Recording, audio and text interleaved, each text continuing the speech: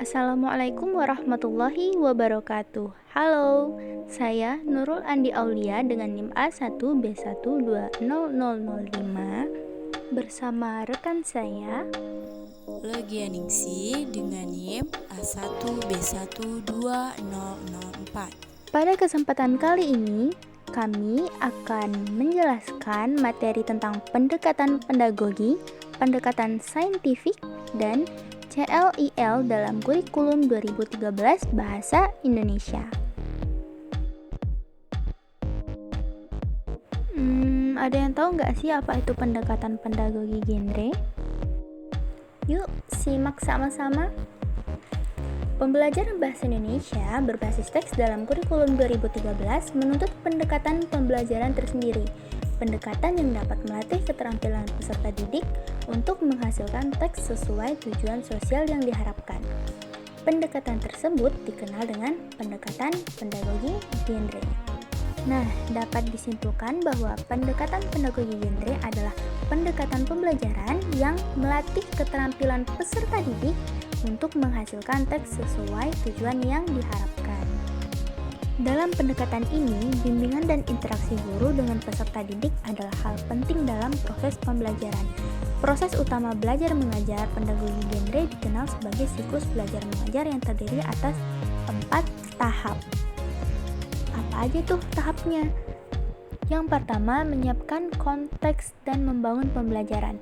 Pada tahap ini, proses pembelajaran pada setiap teks perlu diawali dengan paparan tentang relevansi dan fungsi materi yang akan dibahas dengan konteks kepentingan para peserta didik, baik dalam kegiatan pembelajaran maupun kehidupan sehari-harinya secara reseptif maupun produktif. Tujuannya untuk membantu peserta didik dalam memaknai konteks situasional dan kultural tipe teks yang sedang dipelajari. Kedua, pemodelan dan dekonstruksi. Tahap ini membangun konteks dan percontohan teks yang ideal. Di tahap ini, guru dapat mengenalkan nilai, tujuan sosial, struktur, ciri-ciri bentuk, dan ciri-ciri kebahasaan yang menjadi penanda teks yang diajarkan. Yang ketiga, konstruksi terbimbing. Tahapan ini, guru dan peserta didik membangun kompetensi teks bersama-sama melalui pembelajaran deduktif ataupun induktif. Terakhir, konstruksi mandiri. Pada tahap ini, peserta didik memproduksi teks secara mandiri. Pembelajaran Bahasa Indonesia berbasis teks tidak terlepas dari sebuah data, informasi, atau fakta untuk menghasilkan teks sesuai dengan fungsi sosial teks yang dihasilkan peserta didik.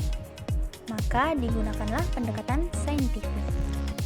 Pendekatan saintifik adalah serangkaian kegiatan ilmiah yang memiliki ciri-ciri sistematis, terkontrol, empiris, dan kritis.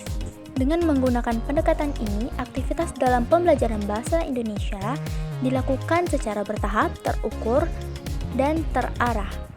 Hal ini dilakukan peserta didik untuk menghasilkan teks dengan tahapan pengumpulan data, analisis data, dan metode penyajian hasil analisis data. Terdapat 3 metode analisis data. Yang pertama, mengolah data.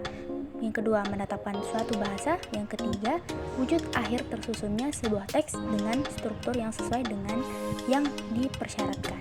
Nah, dapat dipertegas bahwa pembelajaran Bahasa Indonesia dengan pendekatan ini bertujuan meningkatkan kemampuan intelektual, khususnya kemampuan berpikir tingkat tinggi peserta didik.